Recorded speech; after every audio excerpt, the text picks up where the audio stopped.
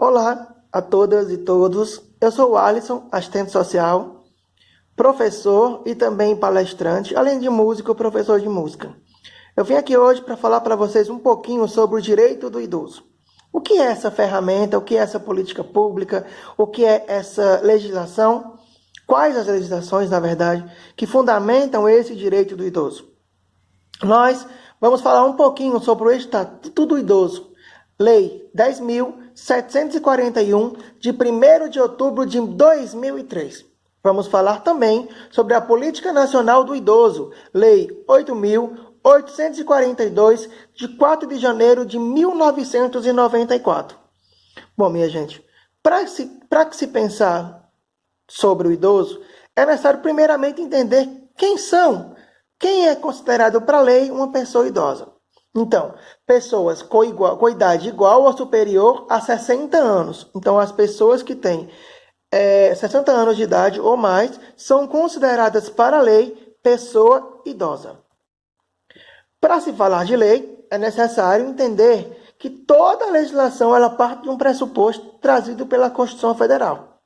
Então, todo o nosso ordenamento jurídico, ele deve estar alinhado com os preceitos, principalmente na questão de princípios trazido pela Constituição Federal. Então, a gente vai falar um pouquinho, alguns princípios que norteiam o Estatuto do Idoso, o direito do idoso. O primeiro princípio é a dignidade da pessoa idosa.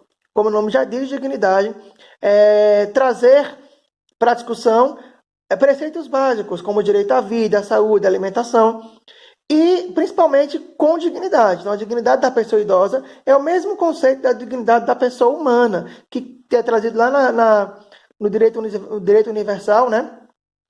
Da pessoa humana, lá nos direitos humanos, que hoje tem um teor pejorativo, mas que na verdade é muito, mas muito importante para a gente. Ele também tem a absoluta prioridade. Então, o idoso tem a absoluta prioridade, seja em processos judiciais, seja no atendimento de saúde, seja na fila de banco, seja na criação e consecução de políticas públicas, tem uma absoluta prioridade. Tem a proteção integral, ou seja, todos os âmbitos da política pública, do direito, tem que trazer a proteção, desde o primeiro ato simples até os atos mais complexos. E outro ponto importantíssimo como princípio é o respeito à condição peculiar de pessoa em processo de envelhecimento. Ora, minha gente, o idoso ele já passou por muita coisa na vida dele, ele já trabalhou, ele já contribuiu para a sociedade, ele já adquiriu experiências, enfim, ele está em processo de envelhecimento e durante esse processo ele tem inúmeros direitos, que a gente vai ver logo mais. Então, esse processo é o respeito que a gente deve ter para essa fase da vida, que a gente também vai chegar lá. E a gente precisa ter noção de que essa fase tem algumas peculiaridades que precisam ser respeitadas. Mas, afinal, quem é que tem o dever de zelar pelo direito do idoso? Ora, a família, a comunidade, a sociedade e o poder público. A família do idoso tem o direito, ou melhor, o dever de zelar por esse direito, né? Porque é na família dele onde a gente tem hoje, infelizmente, os maiores índices de violência contra o idoso, os maiores índices de exploração, os maiores índices de violência patrimonial, de violência financeira, de agressão, de maus tratos, é na família. Então ela é a primeira a primeira esfera que se tem que é um dever de zelar por esse direito. A comunidade são ali os vizinhos do bairro, né? Aqui no caso de Brejo Santo, se o idoso mora na comunidade do René Lucena, então os vizinhos do bairro são a comunidade. E a sociedade é o todo. São todo mundo que vive naquele contexto social que também tem um dever. E o poder público a gente pode chamar de Estado. Quem faz parte do Estado? O Poder Judiciário, o Ministério Público, o Poder Executivo, o Poder Legislativo, que são os vereadores, que são os prefeitos, os governadores, os deputados, enfim, o presidente da República. Esse é o poder público. Somos nós, servidores públicos, municipais. Então, quem deve zelar por esse direito? Todo mundo. A família do idoso é a primeira que deve denunciar agressões. A comunidade também, a cidade também, o poder público deve tomar medidas para amenizar, para pensar estratégias de superação, enfim. Então, todo mundo é responsável por zelar o direito do idoso. Então, vamos lá.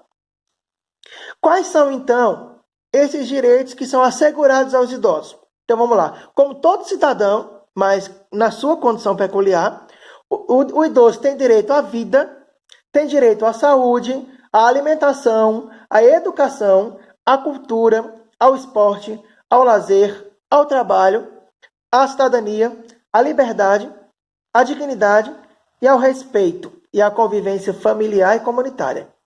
Ao respeito, à convivência familiar e comunitária. Né? O que existe muito hoje é o desrespeito a essa convivência familiar e comunitária. Né? A gente sabe que a realidade é um pouco complexa, né?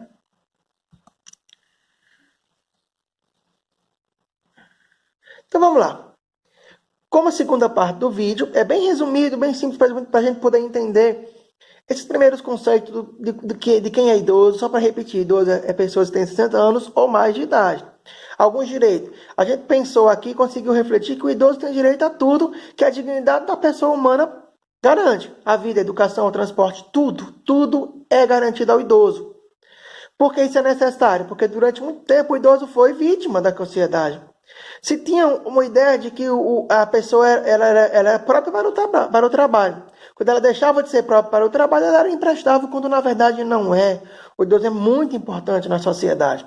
Então, é por isso que o Estado teve, a partir do momento que se pensou no idoso como sujeito de direitos, e teve que criar políticas públicas que assegurassem esses direitos. Uma delas é a Política Nacional do Idoso, que tem o objetivo assegurar os direitos sociais do idoso, criando condições para promover sua autonomia, integração e participação efetiva na sociedade.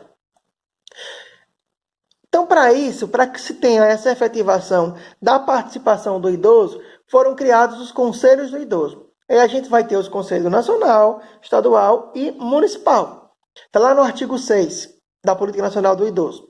Os Conselhos Nacional e Estadual do Distrito Federal, é lógico, né? E os municipais do idoso serão órgãos permanentes, que significa dizer que vão existir para sempre. Paritários, que significa dizer que é a metade da sociedade civil organizada e a metade do poder público. Por que isso é importante? Porque se fosse apenas do poder público, não haveria uma fiscalização, não haveria a participação de todos.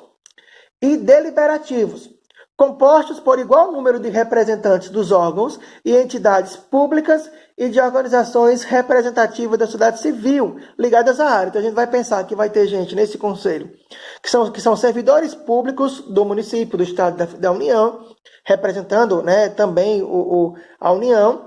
A gente vai pensar também que vai ter pessoas ligadas à gestão, né, à prefeitura, ao estado e à União. A gente vai pensar também que vai ter os próprios idosos, que são militantes, que vão atrás e que acreditam no seu direito mesmo. E vai ter também entidades da sociedade civil, que são associações, que são ONGs, são OCIPs, né? E o que é que faz esses conselhos? Compete aos conselhos o acompanhamento, a fiscalização e a avaliação da política nacional do idoso. É o artigo 7, né? No âmbito das respectivas instâncias políticas administrativas. Então, quem tem a função de fiscalizar se o direito do idoso está sendo violado, se a política pública está sendo executada, se o recurso que vem federal está sendo implementado no município, são os conselhos dos idosos, do Estado e da União também. É eles quem votam, quem aprova, o ordenamento, a política. Vamos lá, então como é que é votada essa política? Quem é que constrói essa política? A política do idoso, tanto a nacional como a estadual e a municipal, toda instância tem que ter sua política, ela é construída, modificada, né, enfim, recriada, repensada, analisada, refletida, não importa o verbo que você vai usar, ela é feita justamente nas conferências do direito da pessoa idosa. Essas conferências são espaços amplos e democráticos de discussões e articulação coletivas, em torno de propostas e estratégias de organização. Sua principal característica é reunir governo e sociedade civil, organizada para debater e decidir as prioridades nas políticas públicas nos próximos anos. Pode-se estabelecer um pacto para alcançar determinadas metas e prioridades, além de abrir um espaço importante de troca de experiências. Uma das ações dos conselhos, em todas as esferas, é a promoção da participação da sociedade na discussão e na elaboração de propostas para políticas. Assim, cabe aos conselhos e à organização de conferências de acordo com as suas instâncias de atuação municipais, estaduais ou nacionais. Ou seja, são os conselhos que devem organizar, administrar, junto com o poder público, essas conferências, né? E é justamente lá onde a gente vai poder... A gente que eu falo porque todo mundo faz parte, né? Todo mundo tem que participar. Então, você que é idoso, principalmente, vá na conferência do seu município. Se você puder, vá na do estado e vá na federal, porque é lá onde o seu direito é discutido, onde o seu direito pode ou não ser garantido. Por exemplo, o Conselho do Idoso também tem a função de denunciar, de averiguar denúncias em relação a maus tratos de idoso, em relação a violência contra o idoso. Então, assim, tem uma função importantíssima que a gente precisa conhecer. Então, não esqueçam, toda vez que no seu município tiver uma conferência municipal, vá, participe, debata, questione. O direito do idoso é seu. Acima de tudo, o direito do idoso é do idoso. Então, para finalizar esse vídeo, eu gostaria de agradecer a todo mundo que ficou até o final e gostaria de terminar com uma frase bem simples, mas que reflete essa nossa missão aqui como assistentes sociais. O conhecimento torna a alma jovem e diminui a amargura da velhice. Colhe, pois, a sabedoria. Armazena suavidade para o amanhã. Leonardo da Vinci. Então a gente se despede agradecendo por vocês terem ficado.